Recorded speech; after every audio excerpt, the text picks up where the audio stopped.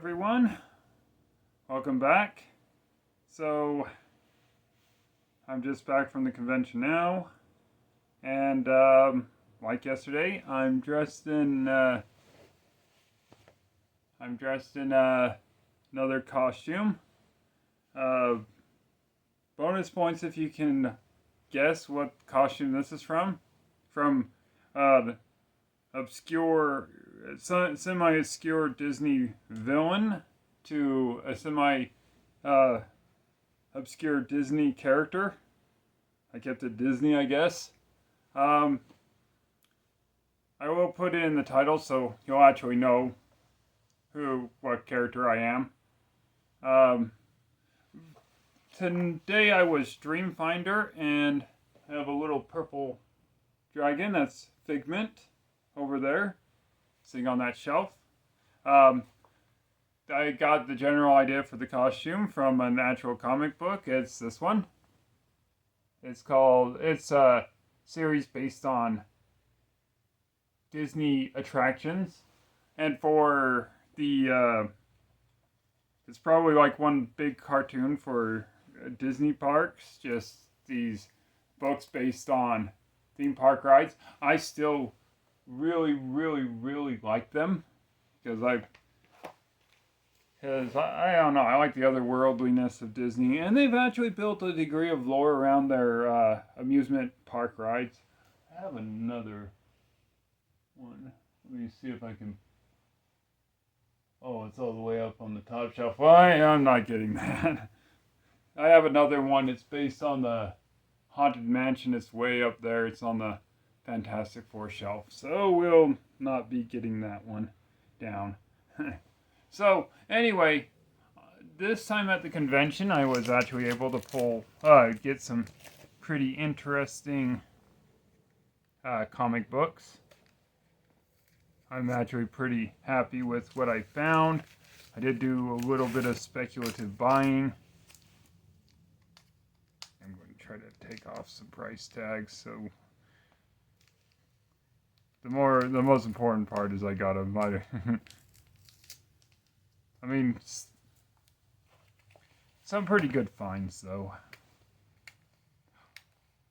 Oh, shoot! I forgot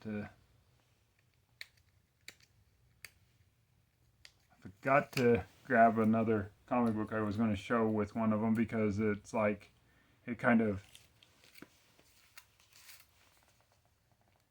goes with. So I was going to explain something first. I believe I showed it off in one of my videos where I showed off the entire CGC collection, and I was kind of playing with the idea of finding another variant of that particular comic. So let's get started. Like yesterday, I went back to the same booth I bought the Kyle Rayner first appearance from. And these are not necessarily all keys, but they're all books that really have fairly iconic covers. There are some key parts of the book.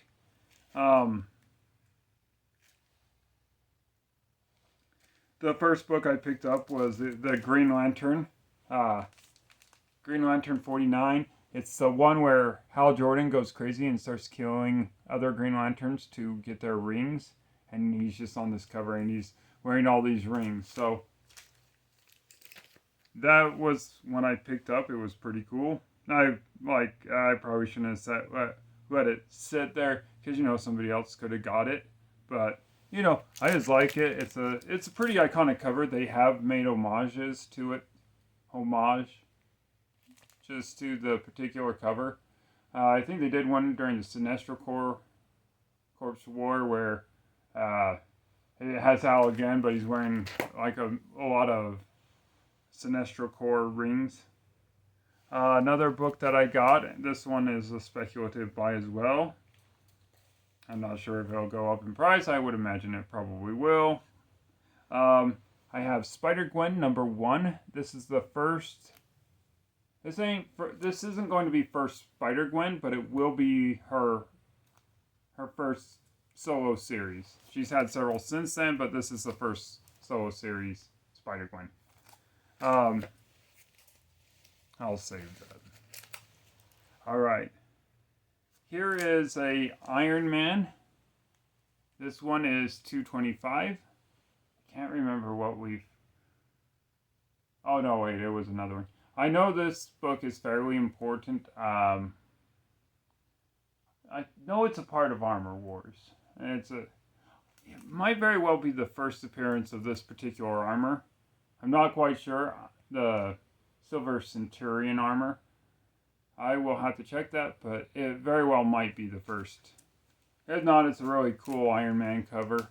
And who can say no to really cool Iron Man? Alright. One I'm happy to have gotten, and again, this is not the most valuable book in this particular series. I just like this book. Again, if you find the number 1 from the series, that's the one you should get, but this one is super cool. And we have Infinity Gauntlet number 4. And if it's kind of like in the movie, this didn't happen in the Marvel MCU, but in the comic books, Thanos pretty much snaps his finger and then just says, "Okay, come get me. You know where I am. Come find me. We can settle stuff." And then that's him just basically saying, "Come and get me." And I'm like, I really like this cover. I've seen it on t-shirts. I've seen homages to it as well. It's just I like it. Just purple murder, Homer Simpson just calling out people. All right, and last but not least, if you've watched my other video, you know that I have the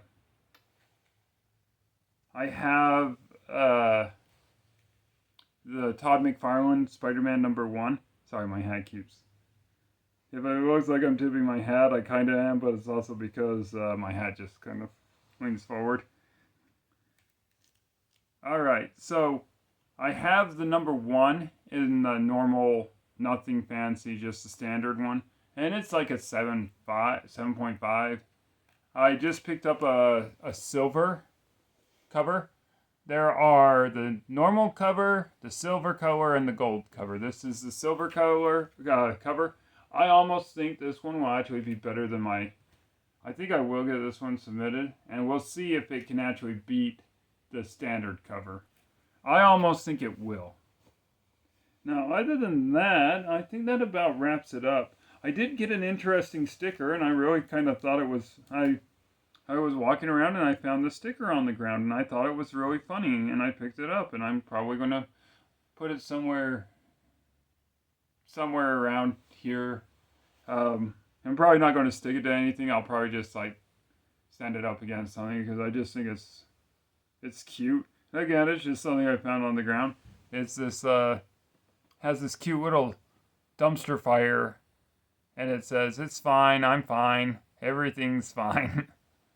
So, it's a cute little dumpster fire. And it's got a cute little smiley face. Look at that. That's the best looking dumpster fire I've ever seen. Okay, so we covered the dumpster fire. We covered everything else. We are now 2/3 of the way through the convention. Much to my chagrin, I'm going to miss it, because now, you know, it won't be back around for another year. So, but you know what? We'll talk about that. That's tomorrow's problem. But anyway, I'd like to thank the people I saw out there at the convention today. They were very good. They were fun. I honestly didn't think a lot of people would fully get the character I was going for. They you know, to a degree of obscurity, you know, it's like, I thought it would be like, okay, this is a costume where I can wear it to the convention. I'll just flip through boxes of comic books. I'll talk to people every once in a while. And, no one will really notice. No one will say anything. And I'll just keep, I'll just do what I do. And, it's just a costume. So it looks like I'm wearing a costume. And I didn't think I'd get the fan reaction I did. And I actually did. So if anyone from the convention is also watching this video, like last night, thank you for your interaction. Thank you for your, thanks for, enjoying, like having fun. I love nothing more than to just be out there and interacting with people out there. So thank you for your kind interactions. It's always enjoyable. I hope I see many of you guys again, both sooner than tomorrow and further down the road. And we can get into why I chose to dress like this particular character. I'm actually super inspired by the comic book. I think the comic book is just really fun, and I do recommend everybody read it. It's just super fun. And again, yeah, maybe it's a commercial for Disney theme parks, like just a commercial, like almost a full colored paid advertisement for going to Disneyland and having to spend loads of money to get inside the park and that. But for me, the character of Dreamfinder and Figment they're a little bit more innocent than that. I think it's almost like these characters are inspiring like the imagination and dreams and the positivity of trying to make the world a better place just by just trying to imagine a better world and then trying to achieve that. And that's kind of what I was in for. I was going to just go into I was thinking like going into the convention. I'm like, okay, I'll probably get somebody to ask me for a picture or two, but basically I'll go pretty much walking around unnoticed. And it wasn't. A lot of people came to a lot of people that went to the convention noticed, and I'm thankful for that. And you know what? If I could have made one person's life happier, more full of wonder, that makes it worth it to me. So,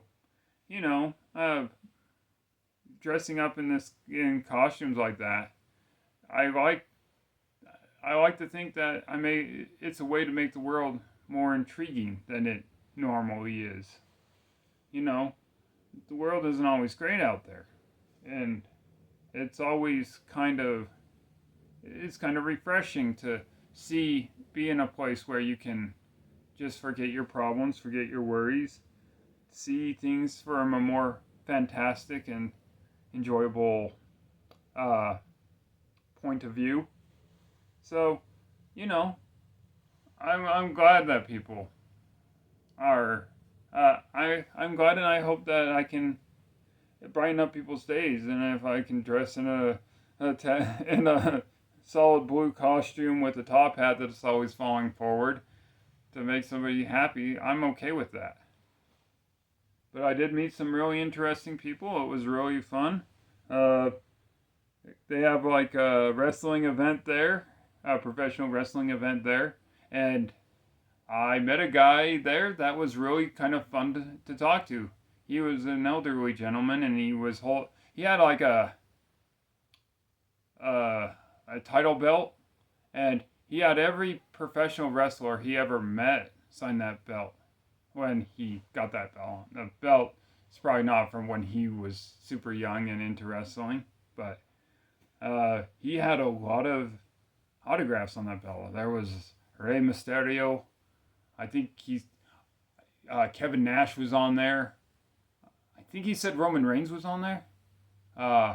There's some really, really interesting guys in wrestling, and I'm like, it was nothing about like the convention itself. It was like me taking time to not talk about wrestling. Like it took time away from looking for comics, but it was fun to talk to an old gentleman where there's obviously like a generational gap. He's been a he said I think he said he was been a fan since the 30s. So that's amazing in and of it's that's kind of amazing in and of itself. But listen to a guy who's talking about the wrestlers today, and he remembers the wrestlers that are like that are, have been gone for decades. Oh, I remember seeing another autograph. There was Jake the Snake Roberts was on there. I imagine there's some WWE AEW guys. It's just everyone. Um,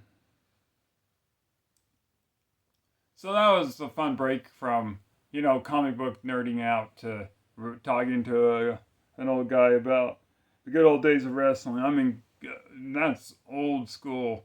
That's the old school pulling shows in carny tents and all that kind of stuff. Oh, that's kind of wrestling that like a purist would know. This guy's probably put more thought into wrestling, and and it's fun to see a guy at the show at a wrestling like just a tiny house show that's in a convention somewhere, just enjoying some good old wrestling. And I mean, the matches he probably saw in his lifetime have probably been amazing. Talked to other guys about wrestling too. There was a guy who dressed as Macho Man Randy Savage. Actually, there were like 3 guys dressed as Macho Man, and it was fun to talk to them about Macho Man. I kind of forgot. I always say I kind of forget how good Macho Man actually was, because he was good. And if you're here for the comic books and you're not here for a tiny bit of wrestling talk, I apologize. I mean, you'll probably tune this out and say, well, I don't care about wrestling. It's fake anyway. But I'm like, but it's a show. It's not fake. It's just a show. Like, yeah, everything's staged, but it's just fun to watch. Like if you let me put it. I'm sorry, I'm going off on a tangent about professional wrestling, but let me put it to you this way. All right.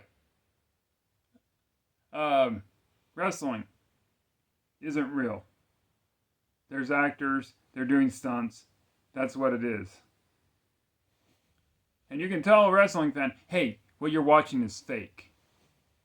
It's not real. But I'll argue this with you. For one, yes it is, because there's a chance to be injured. You don't want to see people get injured in wrestling. I don't want to see people get injured in wrestling. I don't want anyone getting hurt in wrestling. I want a good show. I want people in the ring that are safe to work with, where people are safe, and that's about it. But if wrestling is just a show and it's not remotely real, all the shows that you watch and binge watch on Netflix, unless it's a documentary or a sporting event, those are also not real. So that's something also to think about. People like that one show Wednesday. That's not real. Let's see, Walking Dead's definitely not real. Great comic book. Like everything you turn on TV is not technically real, so I don't understand why people feel the need to come to tell people, hey, don't watch wrestling because it's just not real. I'm like, half the stuff you're watching on TV isn't real, so heck, I'd say 80% of what you see on TV might not be real. Okay, so anyway, talked to an old guy about wrestling, and then that was met tons of interesting people. A lot of people knew the character. I'm glad I helped brighten somebody's day at least a tiny bit. And again, it's all what this character is about is imagination. So dream big, think big. Maybe your dreams are not super, like maybe your dreams aren't really obtainable, but it doesn't mean you shouldn't try. Because imagination counts for something. It matters to dream. Because the people who change the world are the people who sometimes have their head in the clouds. The people who have ambition, who don't see the world as it is, the static image of what it is right now. It's what we can do. I'm not saying it's going to be easy to save the world, but we can try. And we can imagine a better world. And we can try to obtain that better world through innovation and imagination. But that said, that was a whole spiel about it. And my my top hat keeps doing whatever my top hat wants to do. I'm probably going to not be Dreamfinder for a while, so maybe the next time I take off this top hat, I'll put it away for a while. But I could be Dreamfinder again one day. But anyway, again, dream big, ignite the spark of imagination.